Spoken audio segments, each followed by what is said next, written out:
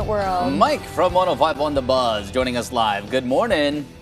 Good morning, guys. Good morning. Good morning. All right, we're going to talk about Taylor Swift in just a second. But first, we're going to start with The Hunger Games. So the prequel, we've been talking about that movie for a while. They still went to their premiere despite the SAG-AFTRA strike. Kind of questionable call here. Yeah, it's not really so questionable when you do a little digging into the background information, but The Ballad of Songbirds and Snakes held its global premiere in Berlin over the weekend, and some of the big actors, the young core of actors that are a part of this film, Rachel Zelger, Hunter Schafer, Tom Blythe, Josh Andres Rivera, were all a part of the red carpet despite being members of SAG and the ongoing SAG strike. So what happened is they actually received a waiver from SAG to be a part of this premiere because Lionsgate Studios, which is the distributing studio putting out this movie, is not a part of the negotiations, and that's how they were able to attend the event. Okay. Man, semantics. An exempt event. Interesting. Yeah, I was thinking we haven't had a real big red carpet movie premiere almost all year now. We saw some red carpet premieres. I mean, like live. Actors had to get pulled off the red carpet back when the strike was announced. Yeah. It's really the first we've seen since then. Yeah. Interesting. Yeah, quite literally that day they were pulling actors off the red carpet.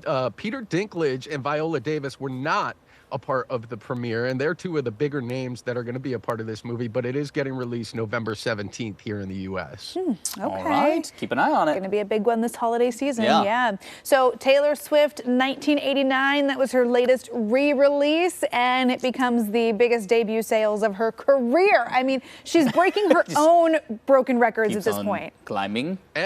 Every single time she drops an album, she's untouchable right now. 1.67 million copies of the Taylor's version of 1989 were sold in the first week. Like you said, Emily, that makes it her biggest selling debut week in her career.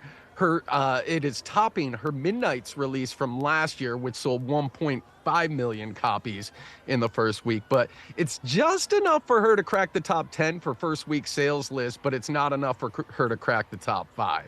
Huh. She'll be all right. Uh-huh. I think so. It's just, it really is wild. Every week there's a new record that she's breaking. And now the records, like you said, Emily, are her own. Like, she's breaking her own records time and time again. It's wild. What's the, go ahead, Mike.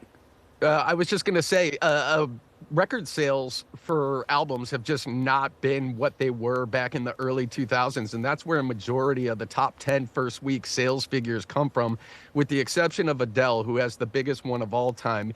Her 25 album in 2015 sold 3.24 million copies. Wow, interesting. I was just going to ask, what's the latest NFL update? Was she at the game this weekend? I don't know. I didn't watch. No, the Chiefs actually were also in Germany this weekend, so she did not attend the game. She's getting ready to kick off the second leg of her Eras tour. She was in New York, spotted out and about with all her girlfriends, Selena Gomez, Gigi Hadid, and a whole bunch more. The big girl posse's getting out and about again. Okay. Yeah. All right. Good stuff. We'll keep tabs on Trailer. That's right. With all this. We've got Swift Watch covered. All right, Mike, thank you. We'll see you tomorrow.